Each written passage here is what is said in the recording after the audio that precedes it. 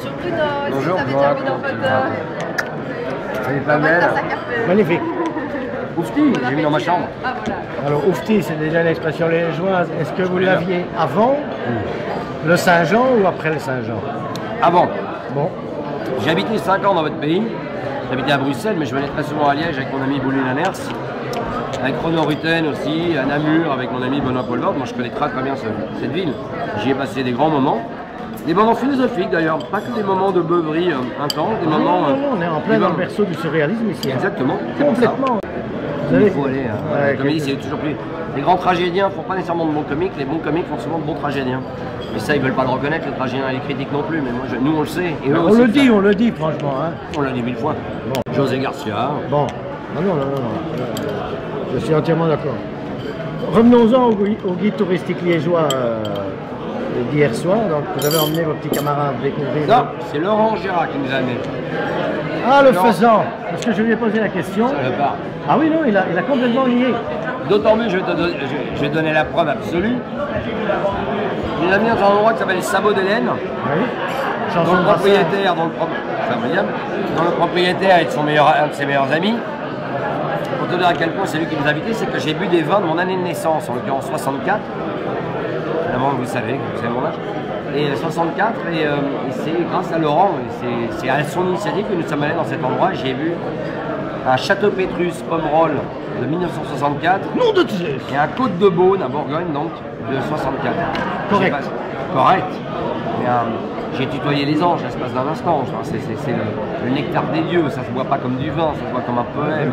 Je mets 2 heures pour boire un verre de ces trucs-là. Je suis allé me coucher ravi, repu d'avoir bu comme... C'est comme un peu si j'avais bu mon propre placenta, tu vois. J'ai bu les vins de mon année de naissance. J'ai adoré ce moment-là. Bonne cuvée alors. Bonne cuvée, 64. Oui, très bonne. 64, c'est l'année de Miossec. Oui, tout à fait aussi, on a le même âge, tout à fait. Donc, ça fait des anniversaires d'enfer. Hein. Oui, tout à fait, ah oui, parce que Miossec aussi, il t'arrête pas à sec, justement, c'est bien de le dire. Bon, ben voilà, que des potes alors sur... Que des potes. Moi j'étais en Italie il y a une semaine, je zappais et je suis tombé sur la version... Bon, il y a 70 pays maintenant qui diffusent Caméra Café. Arthur a fait un sujet là-dessus.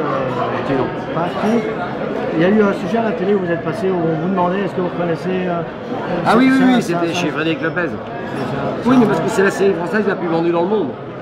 Alors moi je me suis posé la question, de un, si vous aviez coaché les acteurs, ça doit faire drôle d'avoir interprété un rôle. Ah oui, non, c'est pas comme ça que ça se passe. Nous on vend en France, oui c'est moi qui produis et qui réalise, et qui écrit les sketchs avec mes auteurs. Mais dans les autres pays, nous vendons le format et on va vérifier qu'effectivement ils respectent un certain cahier des charges assez précis. Sur les personnages ou pas? Sur tous les personnages, mais même sur les textes. Ils doivent adapter 80% des textes que nous avons écrits. Ça doit être le même décor, la même lumière, les mêmes costumes et les mêmes rapports physiques entre les personnages. Maintenant, ils ont le droit, eux, à 30% d'adaptation en fonction des coutumes, de la culture du pays. Ils ont le droit de rajouter un personnage, d'adapter des textes. Mais on va vérifier dans tous les pays. C'est vraiment, ça pourrait faire l'objet d'une étude sociologique, parce qu'en fait, avec maintenant les chiffres que tu donnes, on se rend compte que les 30% qui restent, c'est leur culture qui est bien sûr, mais c'est ça qui est bien. Ce qui est drôle, c'est que je regardais les personnages en recollant... Paolo, Gianluca, qui sont des amis à moi, c'est les premiers qui ont adapté le format, c'est les Italiens. Et c'est là où ça marche le mieux. Je trouve que ça roule bien dans le... oui, c'est formidable. Moi, je trouve que c'est même le pays où ça se passe le mieux, parce que c'est véritablement... l'énergie, voilà, par rapport au café, par rapport à l'énergie des discussions, par rapport au tempo, la dynamique, la manière dont on parlait les Italiens. Italie et Espagne, c'est vraiment les 2 pays où ça s'adapte le mieux. En Allemagne, c'est plus lent. Justement, est-ce que ce n'est pas dans Caméra Café? Alors, prenons la chose à l'envers. Oh, c'est cool. Oh, j'adore. Regarde où il est. C'est quoi Alors, petite pêche avec une pomme de Ah, lait. ok. Et alors, volaille avec pâte grecque à la milanaise. Ah, ben milanaise, hein.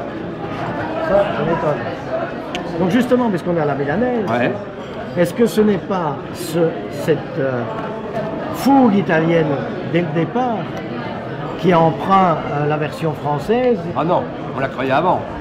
Ah non, quoi. Ah, mais je sais pas italien du tout, je suis basque moi. Oui, et mon copain Yvan, il est breton. Non, c'est juste que c'était en fait. Alors, si tu veux remonter à la genèse du truc, c'est une idée toute conne, c'est que moi à une époque je présentais une émission qui s'appelle Top 50 et ça passait dans un ascenseur, c'est en 90, en 90. Et sur Canal+, et je faisais des sketchs avec une caméra de surveillance dans un ascenseur. Donc Yvan était sur le plateau et il me passait la parole. Et en fait, avec Yvan, on s'est dit que ce serait marrant de faire une série justement avec ce genre d'économie, tu vois, une seule caméra qui filme deux gars. C'est là comme ça que nous est venue l'idée de la machine à café. Voilà, regarde, tu mets la caméra un peu comme ça, en plongée, et là on fait un sketch. Tu veux un café? Ouais. Non, excuse-moi, ça me rappelle le boulot. Oh merde. C'est un peu le fait chou, quoi. Mais voilà, c'est ça. C'est une idée toute simple et c'est pour ça qu'on l'a vendu partout.